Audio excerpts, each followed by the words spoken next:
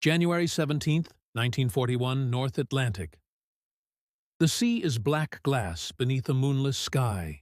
No stars, only the wind, howling across 400 miles of open water between Iceland and Scotland. In the radio room of HMS Audacity, Lieutenant Commander Douglas McKendrick presses frozen fingers against his temples, listening to the static hiss through his headphones.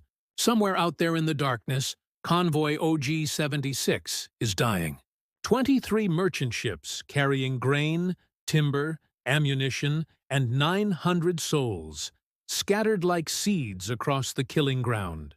The U-boats are hunting. He knows this because the wireless operator intercepted fragments of German transmissions 30 minutes ago. Short bursts of coded coordinates that mean only one thing: wolf pack. McKendrick exhales slowly, watching his breath crystallize in the frigid air. Outside, beyond the steel walls of the escort carrier's bridge, he can hear the rhythm of the Atlantic, the endless percussion of wave against hull, the groan of metal stressed beyond its design tolerances. Audacity is not supposed to be here. She was never supposed to exist at all. 6 months ago, she was a German merchant vessel named Hanover, captured off the coast of the West Indies, a prize of war destined for the scrapyard. Now she is the only thing standing between Britain's lifeline and total collapse. Now she is the first escort carrier ever to sail with an Atlantic convoy. And now, in this frozen moment before dawn, she is about to change the course of naval warfare forever. The Atlantic War was being lost. This was not propaganda, not Churchill's rhetorical flourish, not newspaper hysteria. This was mathematical certainty, calculated in the cold arithmetic of tonnage. Between September 1939 and December 1940, German U-boats sent 1,281 Allied merchant ships to the bottom of the Atlantic. Over 5 million tons of shipping destroyed. In November 1940 alone, they sank 146,000 tons. Britain was an island fortress, slowly starving, its warehouses emptying, its fuel reserves measured in weeks rather than months. The convoys that crossed the Atlantic carried more than cargo. They carried Britain's ability to continue the war, to feed its cities, to fuel its aircraft, to arm its soldiers. Every barrel of oil, every crate of ammunition, every ton of wheat that failed to reach Liverpool or Glasgow was a small victory for Admiral Karl Dönitz and his growing fleet of Type 7 U-boats. The Germans called this period the Glückliche Zeit, the happy time. British merchant sailors called it something else. They called it the Gauntlet. The problem was brutally simple. Mid-ocean, beyond the range of land-based aircraft, convoys were blind. Destroyers and corvettes could hunt submarines with sonar, could drop depth charges when they made contact, could screen the merchant ships with their hulls, but they could not see over the horizon. They could not spot a surfaced U-boat recharging its batteries at dawn. They could not drive off the long-range Focke-Wulf Condor bombers that prowled the Atlantic Gap, radioing convoy positions to waiting wolf packs below. Aircraft could do these things. Aircraft could cover hundreds of square miles in hours, could force submarines to dive and lose speed, could break up attacks before they began. But aircraft needed carriers. And in 1940, the Royal Navy possessed exactly 6 fleet carriers, massive, valuable, irreplaceable vessels needed desperately in the Mediterranean, in the Indian Ocean, in defense of the home fleet. Not one could be spared for convoy escort duty. Not one could be risked in the grinding war of attrition that was killing Britain ton by ton, ship by ship, sailor by sailor. So they improvised. In February 1941, the Admiralty authorized the conversion of captured merchant vessels into auxiliary carriers. Cheap, expendable platforms that could operate a handful of aircraft in the mid-Atlantic Gap. The concept was almost laughably primitive. Take a cargo ship, cut away everything above the main deck, weld on a flat steel runway, install minimal aviation facilities, and pray the structure held together in a North Atlantic gale. No hangar deck, no armor, no proper flight control. Aircraft would be stored on the open deck, exposed to salt spray and weather, secured by chains and chocks. Fuel would be limited. Repairs would be conducted in conditions that would horrify peacetime safety inspectors. Pilots would land on a pitching, rolling platform barely 450 feet long, with no arresting gear beyond a few primitive wires and crash barriers. The entire enterprise violated every principle of carrier design developed since 1918. It was desperate. It was dangerous. It was absolutely necessary. The ship they selected was Hanover, a 5,537-ton German freighter, captured by HMS Dunedin off the West Indies in March 1940. She was unremarkable. A standard Hansa-class cargo carrier built in 1939, diesel-powered, broad-beamed, designed to haul bananas and coffee beans between Hamburg and South America. But she had one critical advantage. She was available. By June 1940, she sat in a Liverpool shipyard awaiting conversion. The work took 7 months. Engineers stripped her superstructure, installed a wooden flight deck supported by steel beams, added a single aircraft lift, created minimal accommodation for aircrew and maintenance personnel. They mounted 15 20mm Oerlikon cannons and 2 4-inch guns for anti-aircraft defense. They painted her in Western approaches camouflage, jagged patterns of gray and dark blue designed to confuse the periscope view of submarines. In January 1941, she commissioned as HMS Audacity, the Royal Navy's first escort carrier, a floating experiment that would either prove a concept or become another wreck on the Atlantic floor. Her air group consisted of 8 American-built Grumman Martlet fighters, rugged, reliable machines known in U.S. Navy service as Wildcats. These were not dive bombers or torpedo planes. They carried no heavy ordnance capable of sinking submarines. Their purpose was simpler and more fundamental: air superiority and reconnaissance. Keep the Focke-Wulfs away from the convoy. Force U-boats to dive and lose contact. Provide eyes beyond the horizon. The pilots were volunteers, many of them newly trained, all of them aware that landing on Audacity's abbreviated deck in heavy seas represented a daily exercise in controlled disaster. They understood that if they ditched in the North Atlantic, survival time was measured in minutes. They understood that Audacity herself was a target. A thin-skinned merchant conversion with no armor plating, no compartmentalization, fuel and ammunition stored in conditions that would turn any torpedo hit into a catastrophic explosion. They understood the mathematics. They flew anyway. The first operational convoy sailed on September 13, 1941. Convoy OG-74, bound from Liverpool to Gibraltar.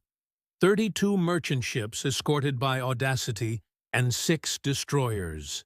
The weather was foul. Force 7 winds, 20-foot swells that turned flight operations into a nightmare. Pilots launched from a deck heaving 30 feet between wave troughs and crests, their aircraft barely achieving flying speed before dropping toward the sea, engines screaming, pulling up with yards to spare.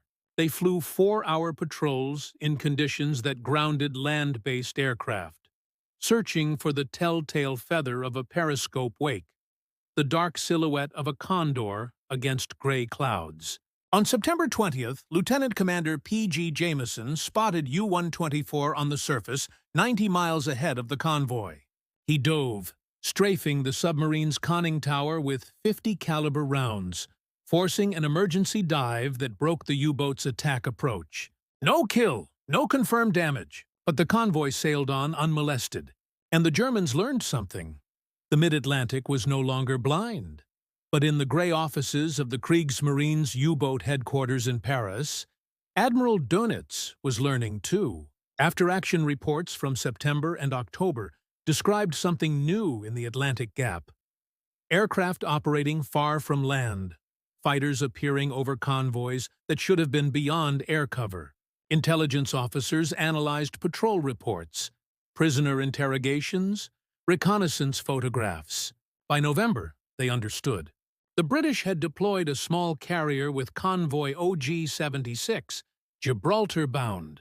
She was slow, vulnerable, operating in the most dangerous stretch of the Atlantic, where wolf packs concentrated for maximum effect. Dönitz issued new guidance to his submarine commanders. Sink the carrier. Destroy her before the concept spreads. Prove that merchant conversions cannot survive. Against coordinated submarine attack, December 1941. Winter storms lashed the North Atlantic with 60-knot winds and seas that turned destroyers into helpless corks. HMS Audacity sails with convoy HG-76. 32 merchant ships outbound from Gibraltar to Liverpool, the most dangerous run in naval warfare. 600 miles through waters where U-boats mass like wolves at a river crossing. The escort is stronger this time. Audacity, 3 destroyers, 4 corvettes, and an escort sloop. But the opposition is stronger too. Dönitz has assigned 12 U-boats to intercept HG-76, including several commanded by his most experienced aces. U-567, under Engelbert Endras, who has already sunk 21 Allied ships. U-574, under Dietrich Gengelbach, a veteran of the happy time. U-131, under Arend Baumann, aggressive and ruthless. They are hunting not just merchantmen now.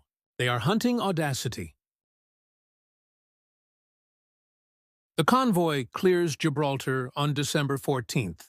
For 3 days, the weather provides cover. Storms so violent that aircraft cannot fly. Submarines cannot maintain surface contact. Even visual signaling between ships becomes impossible.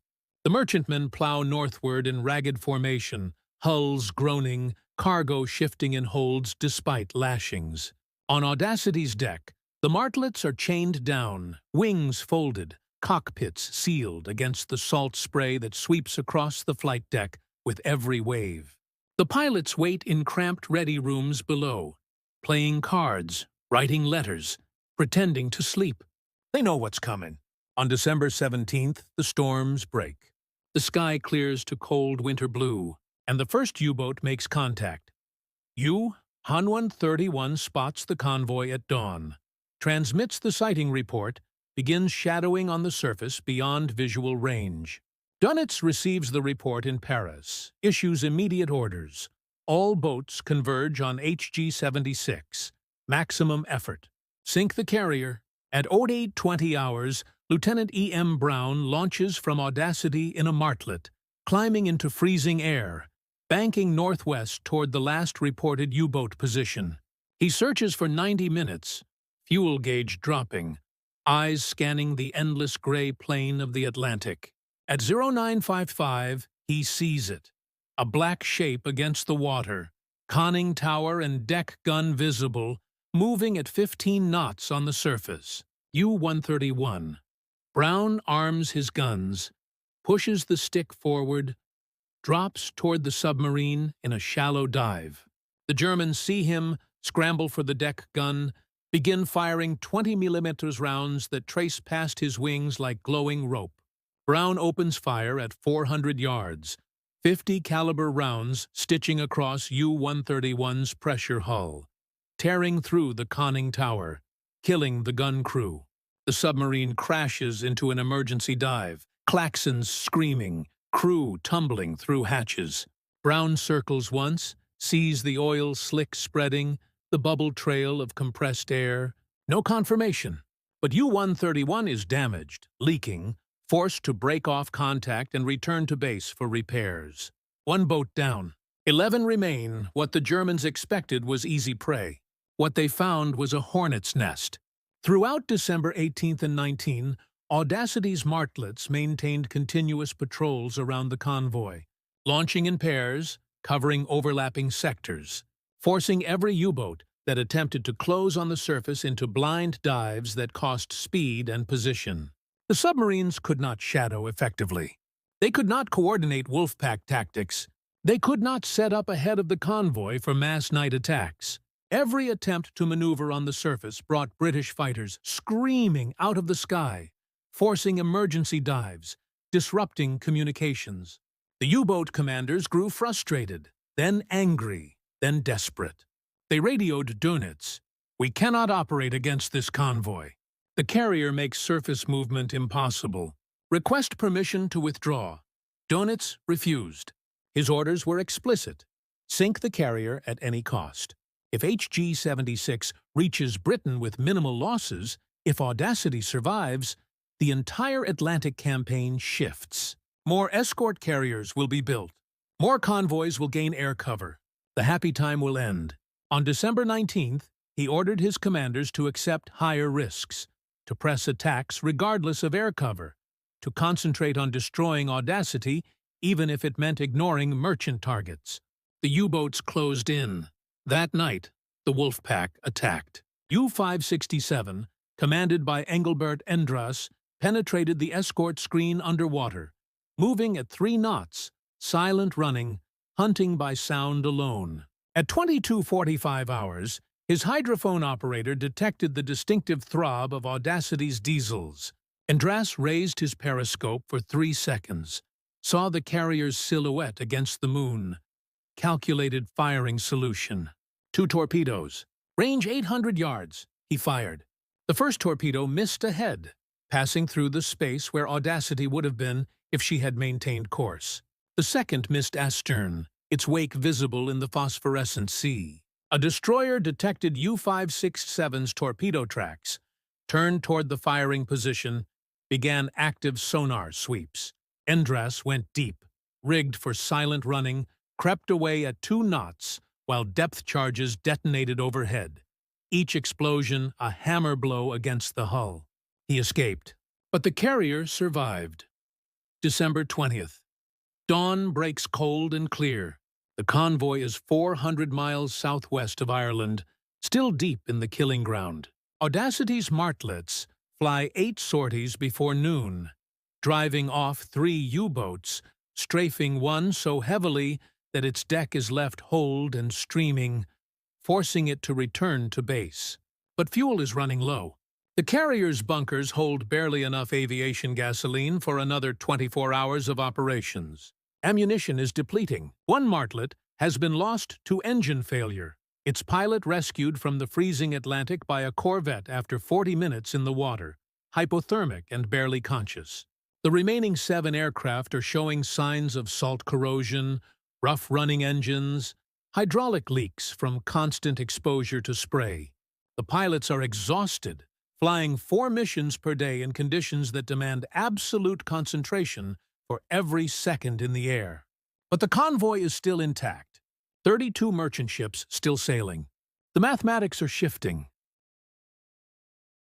That evening, Convoy HG-76 received a signal from the Admiralty in London. Focke-Wulf Condors launched from Bordeaux. Estimated time of arrival, 1800 hours. The Condors were 4-engine maritime patrol bombers, long-range scouts that operated at the edge of their fuel capacity, searching for convoys, radioing positions to U-boats, occasionally bombing when targets presented themselves.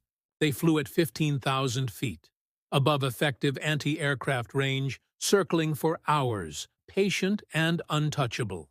Before Audacity, convoys could only watch them, knowing that every minute the Condor remained overhead meant another position report transmitted, another Wolfpack converging.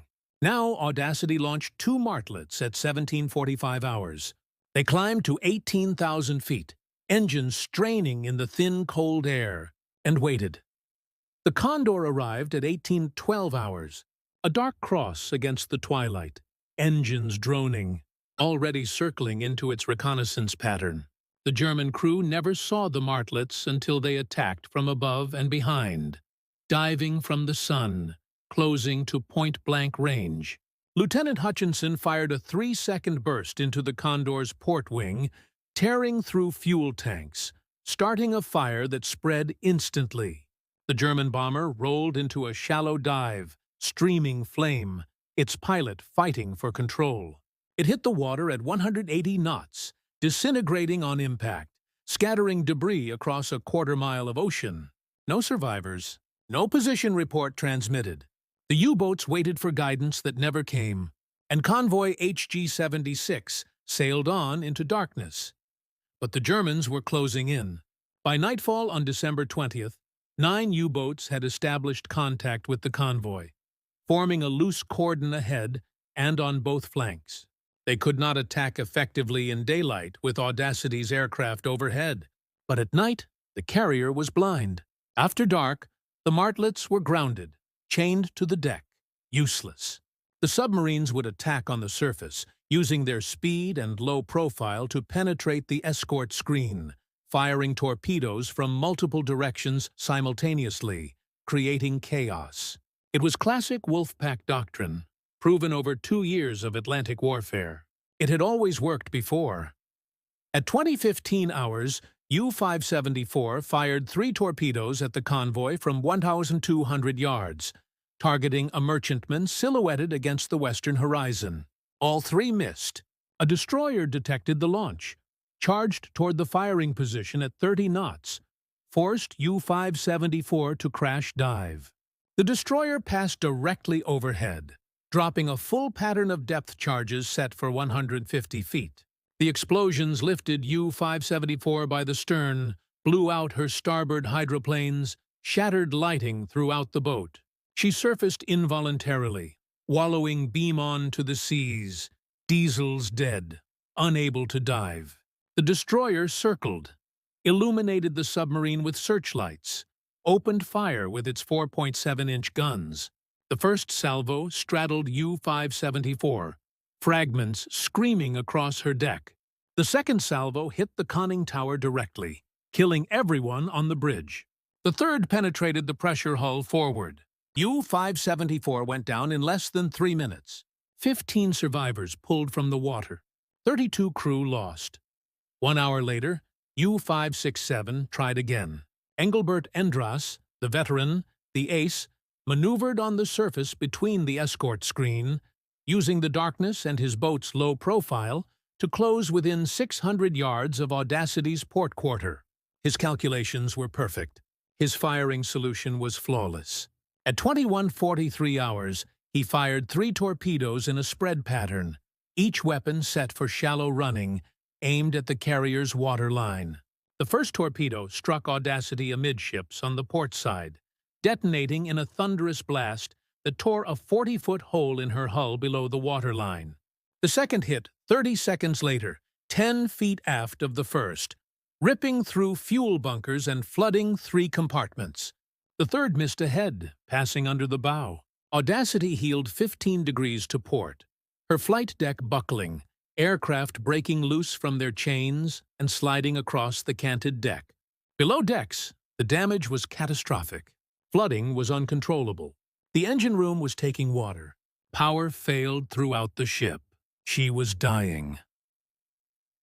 Lieutenant Commander McKendrick gave the order to abandon ship at 2100 Heen. 58 hours. The crew moved quickly, disciplined, launching life rafts, helping wounded men into the freezing water, staying calm even as the carrier settled deeper, even as the Atlantic poured through her wounds. The destroyers closed in, searchlights sweeping across the black water, pulling survivors from the sea. McKendrick was the last man off Audacity, stepping from her tilted deck into the water at 22:14 hours. She sank 12 minutes later, bow first, sliding beneath the surface with a great exhalation of trapped air, her flight deck vertical for a moment before she disappeared. The first escort carrier ever to sail with an Atlantic convoy was gone. But convoy HG-76 was not. The merchantmen sailed on through the night, still in formation, still escorted by the remaining destroyers and corvettes. The U-boats attacked again at 02:30 hours, firing at close range, sinking 2 freighters. At 04:45, they torpedoed a tanker that burned for 3 hours before sinking. But the escorts counterattacked with savage efficiency, hunting every contact, dropping depth charges in patterns that transformed the ocean into a killing field. At 0512 hours, U-567 resurfaced involuntarily after depth charge damage, wallowing and unable to dive. A destroyer rammed her amidships at 20 knots, cutting the submarine nearly in half. Engelbert Endras, the ace who had survived 21 patrols, went down with his boat. No survivors. The attacks continued through December 21st, sporadic and desperate. The U-boats had lost their coordinator, lost their most experienced commanders, lost the initiative. They fired torpedoes at extreme range and missed. They attempted surface attacks and were driven off by escorts that seemed to anticipate their every move. By December 22nd, the convoy was within range of land-based aircraft from Ireland and Scotland. Sunderland flying boats and Coastal Command Hudsons arrived overhead, forcing the remaining U-boats to withdraw. Convoy HG-76 reached Liverpool on December 23, 1941, having lost Audacity and 5 merchant ships. 27 merchantmen survived. In exchange, the Germans lost 5 submarines and 70 experienced crew. In the calculus of Atlantic warfare, it was a British victory. But it was more than that. It was proof of concept. In the Admiralty's Operational Intelligence Center, staff officers studied the action reports from HG-76, analyzed the timing of U-boat contacts, examined the pattern of attacks and withdrawals. The conclusion was inescapable. Audacity's presence had fundamentally altered Wolfpack tactics. The carrier's aircraft had not sunk many submarines, only forced dives, harassment attacks, disruption. But that disruption had been enough. U-boats that could not remain surfaced could not coordinate. U-boats that could not shadow effectively could not set up mass attacks. U-boats that were forced to operate submerged lost speed, lost range, lost effectiveness. The mathematics shifted, and mathematics determined Atlantic warfare. Within weeks, the Admiralty authorized the construction of 19 additional escort carriers, purpose-built vessels based on merchant hulls, but incorporating lessons from Audacity's brief operational life. American shipyards began mass-producing escort carriers under Lend-Lease, simple designs optimized for rapid construction. The Bogue-class and Casablanca-class ships that would eventually number in the dozens. By mid-1943, every Atlantic convoy would sail with escort carrier support. The air gap would close, the happy time would end. Between January and May 1943, Allied forces sank 96 German U-boats. By May, Dönitz withdrew his submarines from the North Atlantic entirely, conceding defeat in the campaign that had nearly won Germany the war. The turning point was March 1943. But the turn began in December 1941 with a converted German freighter that sailed for 3 months, operated 8 aircraft, and sank beneath the Atlantic, having changed naval warfare forever. There is a photograph in the Imperial War Museum archives, taken from HMS Audacity's flight deck in October 1941, 2 months before she was lost. It shows a martlet fighter secured to the deck, its wings folded, its fuselage streaked with salt corrosion. In the background, barely visible through Atlantic haze, you can see the convoy, merchant ships in ragged columns, their hulls low in the water with cargo, their wakes white against gray sea. The photograph is unremarkable. No dramatic action, no combat, just a working image from a working ship. But if you look closely at the martlet's cowling, you can see something painted there by the ground crew. A small silhouette of a submarine crossed through in white paint. 1 kill claimed. 1 U-boat forced to break off. 1 successful patrol in an ocean that was killing men by the thousands. That image, that ordinary photograph of an ordinary patrol, represents something the German submarine commanders did not expect. When they hunted convoy HG-76 in December 1941, they expected to find merchantmen, protected by a handful of destroyers stretched too thin, escorting too many ships across too much ocean. They expected to find the same Atlantic gap that had existed since 1939, the same blind zone where submarines operated with near impunity. the same mathematics of tonnage and time that were slowly strangling Britain. What they found instead was something new: adaptation, not overwhelming force, not technological miracle. Just a converted freighter with 8 aircraft and a crew willing to operate in conditions that peacetime regulations would have forbidden. Willing to land on a pitching deck in heavy seas. Willing to fly patrols in weather that grounded safer aircraft. Willing to believe that improvisation and determination could shift the balance. The British did not invent the escort carrier. The concept existed in theory, discussed in naval journals, proposed and rejected in peacetime planning documents. But they built it when the alternative was losing the war. They took a captured enemy ship, a merchant vessel designed to haul bananas, and transformed it into a weapon system that changed the Atlantic campaign. They did this not because they had unlimited resources, but because they did not. Not because they had time to perfect the design, but because time was running out. Not because it was safe or optimal or met peacetime standards, but because the standard had become survival. The 7 months Audacity operated represent one of the great overlooked innovations of the Second World War. She was not glamorous. She carried no heavy bombers, no torpedo planes capable of sinking capital ships. Her aircraft were fighters designed for air superiority, adapted for reconnaissance and harassment. She could not slug it out with U-boats in single combat. What she could do, what she proved could be done, was deny the enemy freedom of action. Make them dive when they needed to surface. Make them blind when they needed to see. Make them hesitate when they needed to attack. In warfare, hesitation is death. The U-boats that stalked Convoy HG-76 hesitated, broke off, attacked from disadvantage, and they died. After the war, German submarine commanders who survived were interviewed by Allied naval intelligence.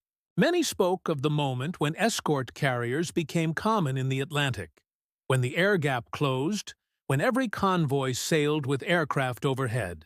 Kapitän Leutnant Peter Kremer, who survived 47 patrols, described it as the end of the U-boat war.